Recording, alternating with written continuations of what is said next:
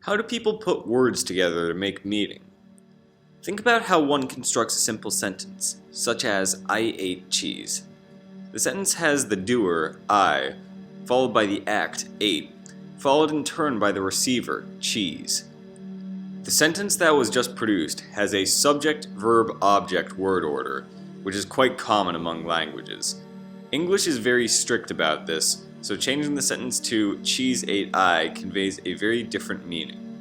However, some languages aren't so strict, allowing a sentence like cheese ate I to still mean that I was the one consuming the cheese.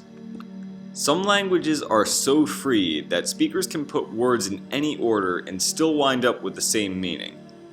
This freedom extends to such a point that free word order is considered to be a word order in its own right. But should it be?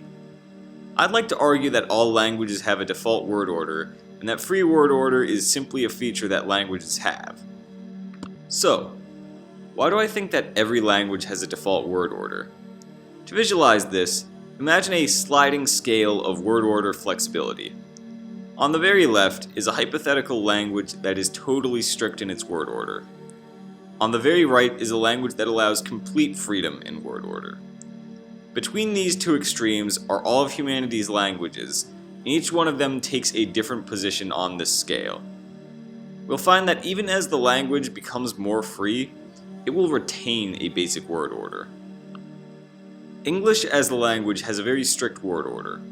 Subjects will always come before the verb, and verbs will always come before the object.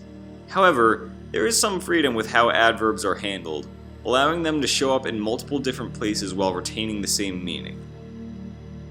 A little further to the right, we have German.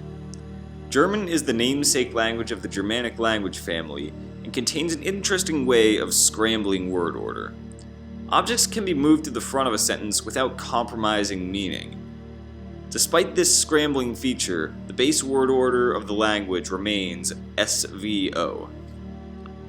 Even further towards the free end of the scale, we have Japanese, a language with even more flexibility in word order than German.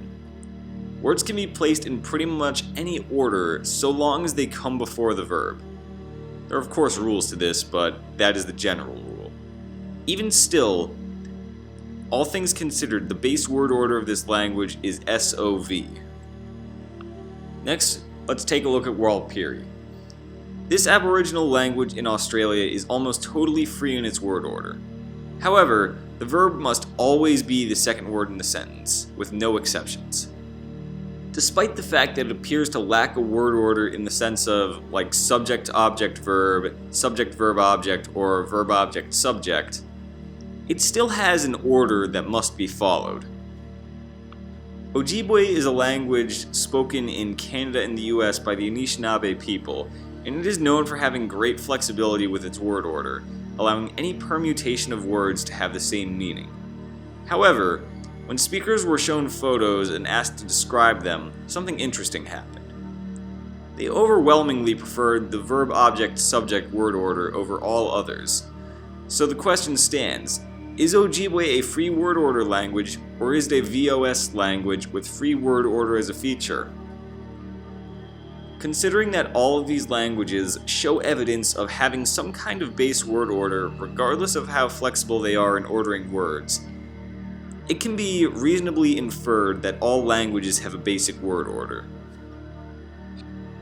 This analysis is not flawless, however.